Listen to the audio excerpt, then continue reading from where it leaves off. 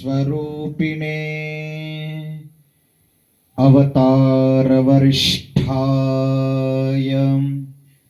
रामकृष्णाय ते नमः।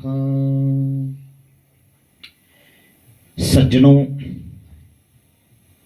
ये बड़ा सौभाग्य है कि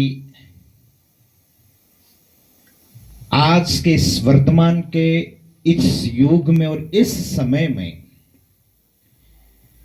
जैसे मैं सिंपल परिभाषा में एक बात कहूं तो 3 शब्द समझने हमको।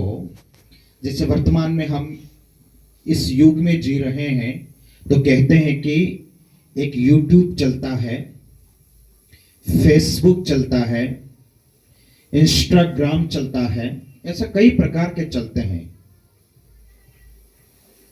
तो सब लोग अपने अपने ओर से अपना अपना चलाते हैं, लेकिन मेरी ऐसी परिभाषा है, ये तभी तक चलेंगे, इन सब में घमासान हो गया कि मैं श्रेष्ठ हूं, मैं श्रेष्ठ हूं, मैं श्रेष्ठ हूं।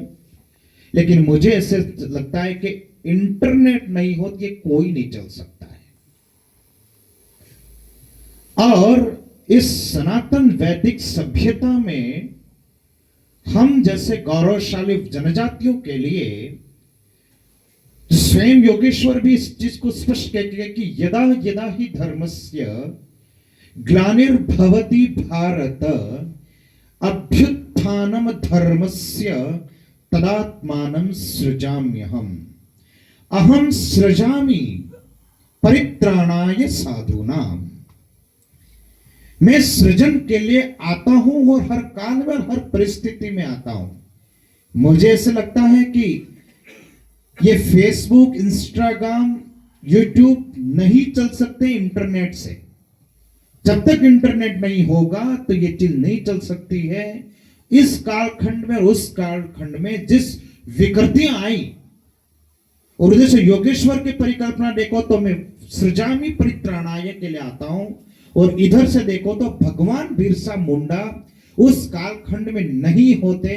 ये ठीक वैसे ही हैं जैसे कि इंटरनेट के बिना कुछ भी नहीं चल सकता है।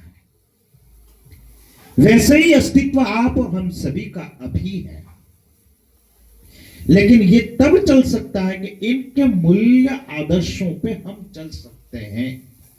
और मैं एक बात आपको कह देता हूं कि इसलिए नहीं कह रहा हूं कि मैं जनजाति से जन्मा, ये तो हमारा सौभाग्य है, हम सभी भारतवर्ष में जने तो सौभाग्य है, लेकिन उससे भी कहीं अधिक सौभाग्य हम ऐसे वन के ऐसे परिवार से जन्मे जहां पर गर्व के जनजाति से आते हैं। तब मैं कहता हूं, मैं हर स्कूलों में अपना दौरा करता हूं, कोटला से आता हूं इधर, मैं ये समझता हूं कि जब उस वन से निकलता हूं, उस जंगल के बीच में से निकलता हूं, तो परिभाषा उसकी खुशबू आती है, भगवान बिरसा की खुशबू आती है।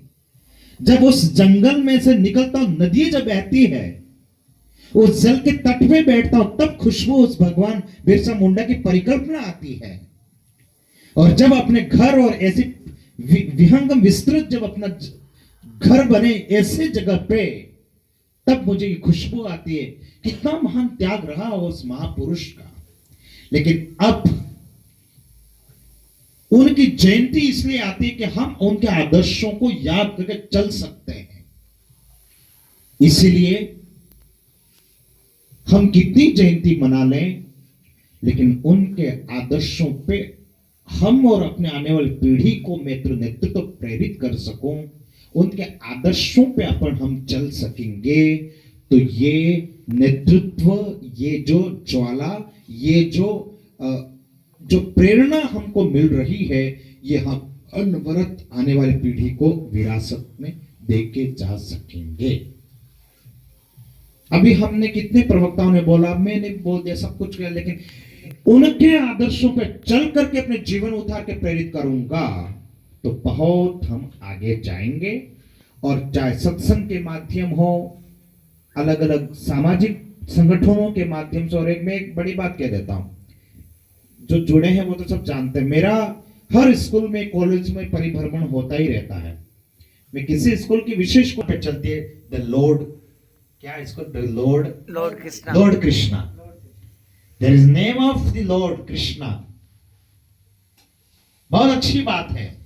मैं पहले बार जब गया, जो आदर्श की बात कर रहा हूं, इसलिए सच में कितना मॉडर्न एजुकेशन के साथ उन बच्चों को इन आदर्शों पर प्रेरित करने के लिए कितने तटस्थ हो रहे हैं, कितना सुंदर ढंग से उन बच्चों को ये प्रेरणा प्रेरित कर रहे हैं। यही प्रेरणा आप और हम सभी को ऐसे सत्संग के माध्यम से हो गए, जो अभी आज हम बैठ के सत्संग भी करने वाले हैं। हम सामाजिक स्तर पे बात करते तो भी मैं कहता हूं अपने बच्चों को मॉडर्न बनाइए, लेकिन अपने घर में जैसा आप बोलोगे वैसा ही ये अनुसरण करेंगे। मेरे यहां पर अच्छे भजन करने काम नहीं चलेगा। मैं सब लोगों को कहता हूं, जो जैसा है मेरा वैसा उसको स्वीकार करके यथायुग उसको आगे बढ़ाने का प्रयत्न करो।